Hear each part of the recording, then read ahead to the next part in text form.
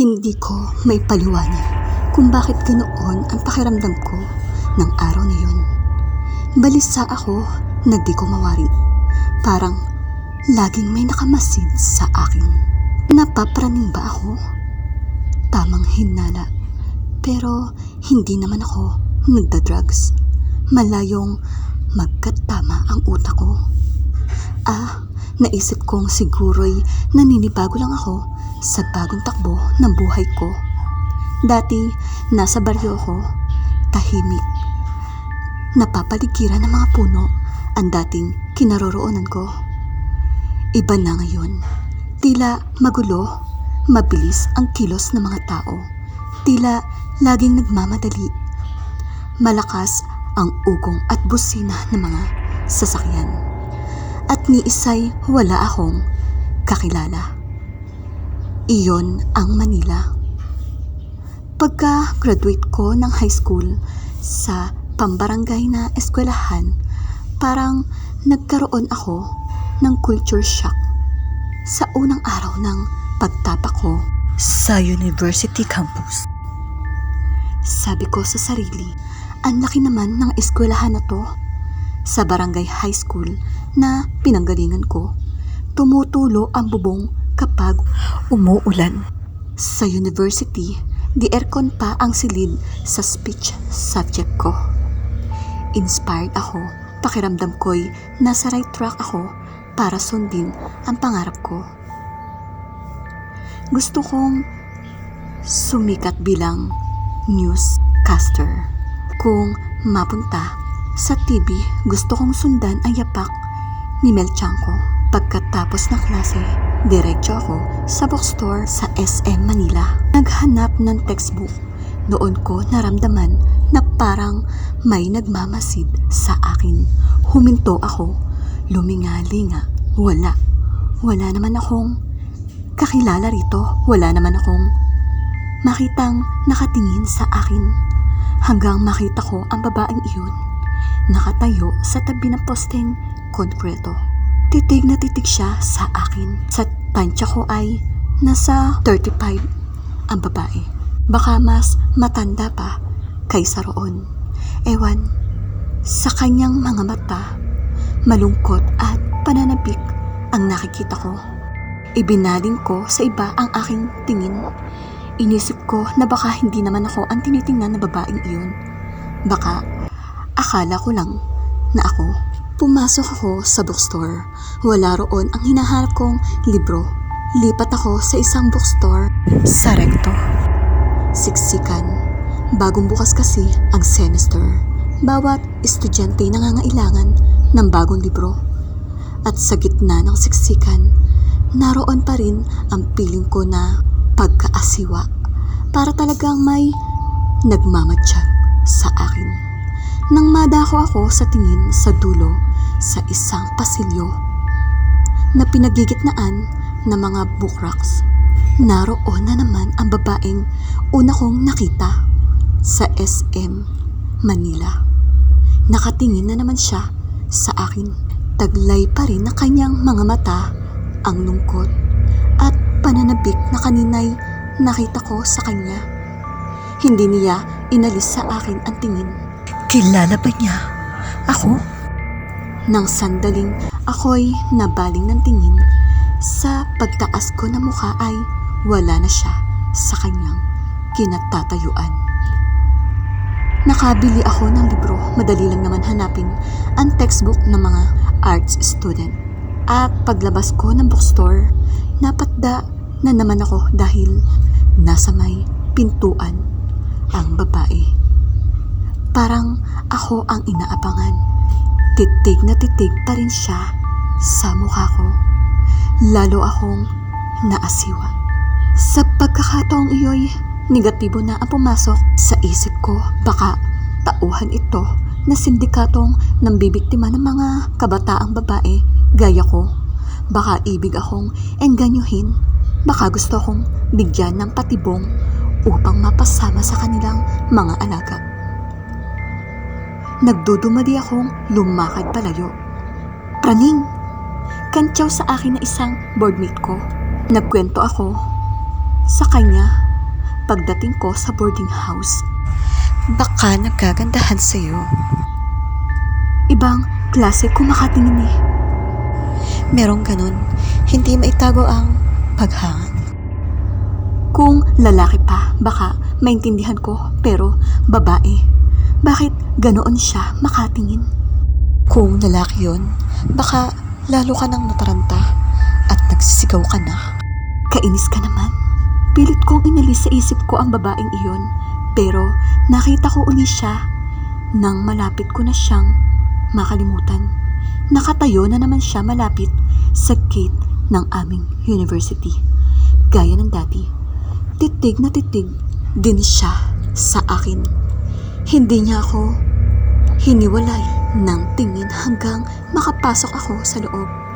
Di ko napaglabanan na lingunin siya na makalampas ako sa guardhouse at naroon pa rin siya. Hinabol ako ng tingin. Umagaw siya ng espasyo sa utak ko habang ako'y nasa klase.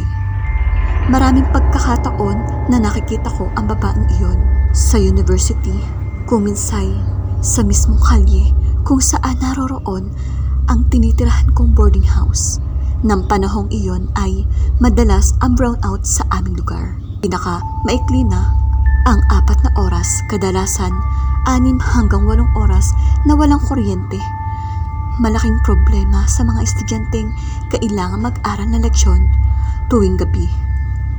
Kapag walang ilaw, walang magawa upang labanan ng init at masikip na boarding house. Naglalabasan kaming mga boarders. Maiikli ang mga short, nakasando, may ilang malalakas ang loob. Pwede ring sabihin, exhibitionist na lumalabas na walang bra. Ang ilang medyo mahiyain ay nagbabalabal naman ng batawel. Isang gabi, nawala ring kuryente. Doon ako nakaramdam ng tunay na kilabot. Nang makita ko na naman ang babaeng iyon, agad ko siyang nakilala dahil nakatayo siya sa tabi ng tindero ng popcorn. May Petromax sa kariton ng tindero. Nakatingin na naman sa akin ang babae. Patda ako, parang biglang nawalan ng lakas ang mga paa ko. Hindi makagalaw sa kinatatayuan ko.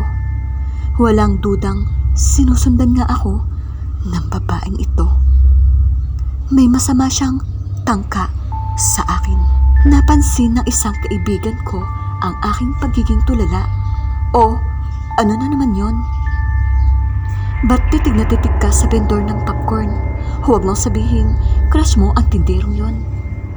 Carol, yung babae oh. Lagi ko siyang nakikita noon pa. Sinusundan niya ako talaga. Ha? Sinong babae? Takang tanong ni Carol. Yun o, yung nakatayo sa tabi ng kariton nang nagpapopcorn. Tangi, walang babae sa tabi ng kariton. Nag-iisa lang yung vendor sa tabi ng kariton niya. Hindi mo ba nakikita ang babaeng iyon? Oh, ayan, kumakaway pa siya sa akin. Mukhang papaalis na. Nagtawa si Carol. Hoy, magpatingin ka nga sa doktor. Baka may sakit ka. May nakikita kang hindi namin nakikita. 3 araw pagkaraan ng insidenteng iyon, Biyernes ng hapon, dumating sa boarding house ko ang aking mga magulang. Oh, napasugod kayo? Takang tanong ko matapos kong magmano sa kanilang dalawa. May pupuntahan tayo, anak. Nangunot ang noo ko. Saan? Basta, anang nanay ko na sinabayan pa ng buntong hininga. Kailangang makita mo siya kahit sa huli man lang na pagkakataon. Marami akong gustong itanong sa kanila pero nagpatianod na lang ako. Nagtaksi kami. Isang squatter area sa Batangas ang tinungo namin. Nagtataka ako sa katahimikan ng mga magulang ko. Pagbaba namin ng taksi, binagtas namin ang eskinita papasok sa looban. At sa duluhan, isang maayos na bahay naman ang tinungo namin. Maraming tao sa harapan. May nakaburol. May mga nagsusugal mula sa pinto. Natanaw ko agad ang ataul na kulay ginto at may napansin na naman ako.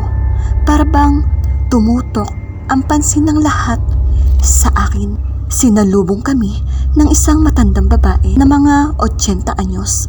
Hinagod ako nito ng tingin pagkuway tumingin sa mga magulang ko. Siya ba? Tumango ang nanay ko. Pumasok kami. Marahan ang mga hakbang, diretso kami sa tabi ng ataul at napasinghap ako ng hangin nang makita ko ang mukha ng nakaburol. Ang babaeng lagi kong nakikita sa university. Kanser sa matris. Maraming beses na siyang ewan ba namin habang nakaratay siya'y parang nawawala na siya. Pero lagi ring nagbabalik ang hininga niya.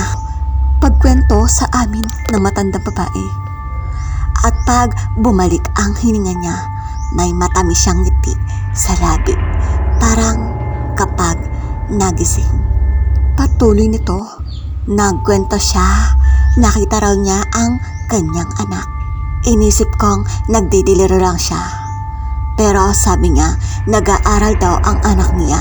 Lagi raw niya itong nakikita sa isang university. Natutup ko ang bibig ko at lito akong napatingin sa mukha ng tatay at nanay ko. Pinisil lang nanay ko ang palad ko. Ipapaliwanag ko sa iyo ang lahat mamaya. Pagmasdan mo muna siyang mabuti. Siya ang iyong ina. Siya ang aking ina. Edad 17 daw nang mabuntis ng nobyo. Tinakasan sa kalituhan. Mga magulang ko na ang nag-alaga hanggang makapanganak. Di rin daw alam kung paano ako itataguyod. Ipinaampon na lamang ako sa nakilala kong mga magulang. 8 buwan ako nang lisanin namin ang squatter area at pumirmi na kami sa Bulacan. Doon na ako lumaki. Lumaki na buo ang paniniwalang anak ako na nakilala kong mga magulang. Nanatiling dalaga ang tunay kong ina pero iyon nga, maagang dinapuan ng sakit sa pakikipaglaban sa kamatayan. Hiniling daw nito sa lola na makita ko man lang ang kanyang bangkay. Naalala ko ang huling pagpapakita niya sa akin nang kawayan niya ako. Nang gabing iyon pala, tuluyan na siyang nalagutan ng hininga. Iyon na rin marahil ang paraan niya ng pagpapadama ng pagmamahal sa akin.